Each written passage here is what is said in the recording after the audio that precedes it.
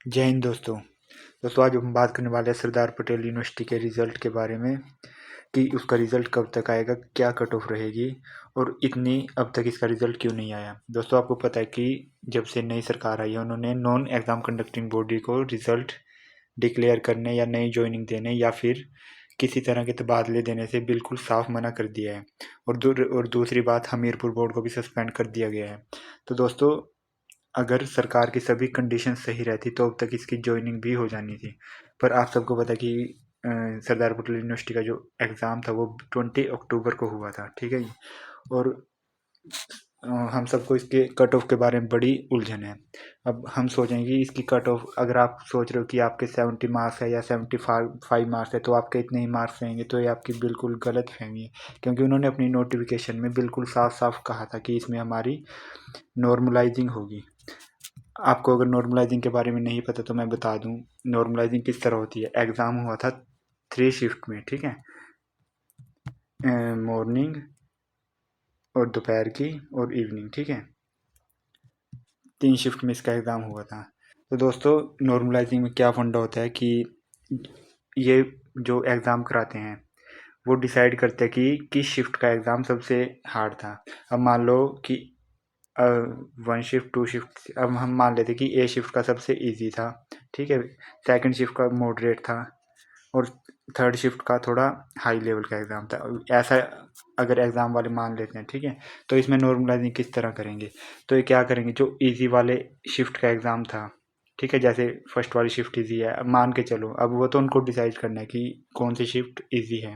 अब मान लो फर्स्ट वाली में वो सोचते हैं कि इजी है, तो जिस मान लो इसमें किसी कैंडिडेट के 80 मार्क्स हैं, ठीक है।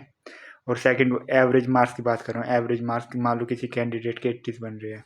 अब सेकंड वाली शिफ्ट में मान लो किसी कैंडिडेट, मतलब सभी कैंडिडेट के अगर एवरेज मार्क्स माने जाएं तो मान लो 70 बन रहे हैं।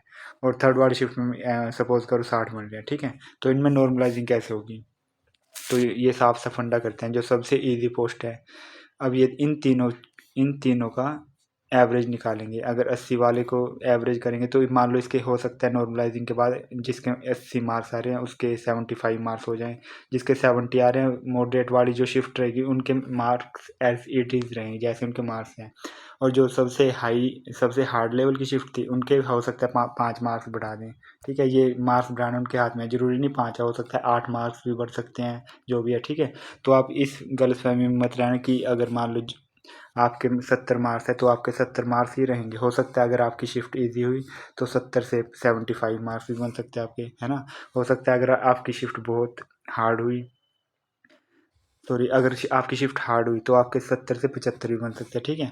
और आपकी शिफ्ट अगर बहुत ईजी हुई तो आपके 80 से 75 भी बन सकते हैं, ठीक है। ये सब उनके ऊपर डिपेंड है। तो इस ऑनलाइन एग्ज़ाम में उन्होंने ये साफ साफ लिखा था, ठीक है। ये तो बात हुई कट ऑफ की।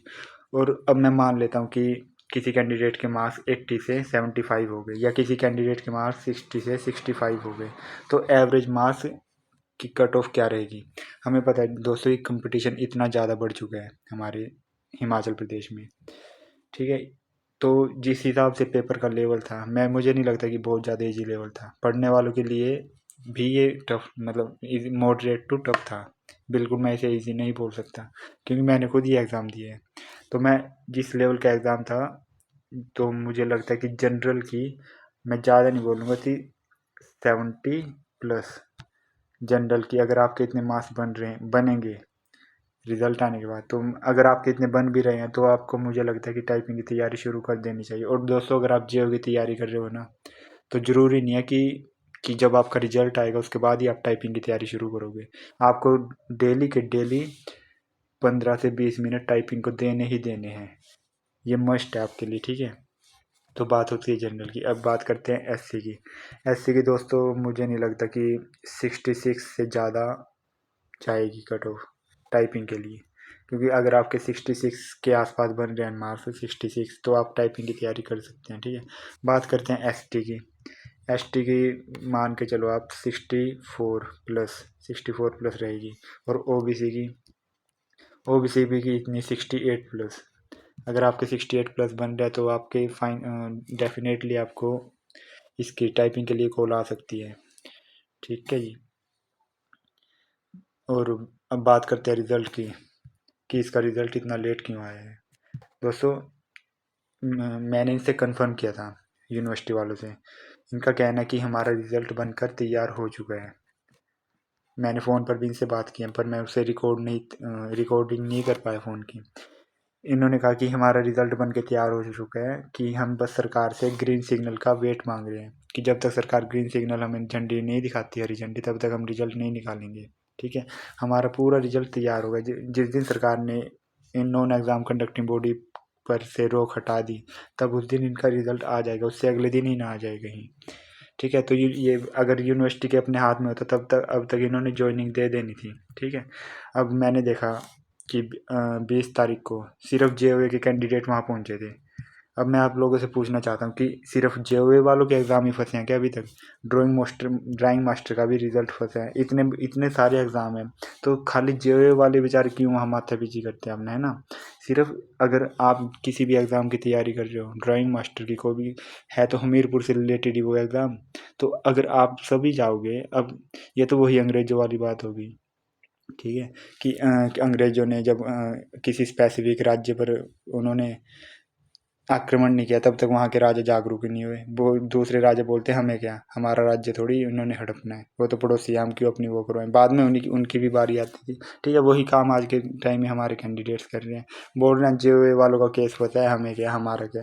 पर उन लोगों को ये समझ नहीं आ रहा कि इसके साथ साथ हम जितने भी एग्ज़ाम हैं, और इतने 15-16 तरह के एग्ज़ाम होते हैं, वो सभी के सभी अभी लटके पड़े हैं।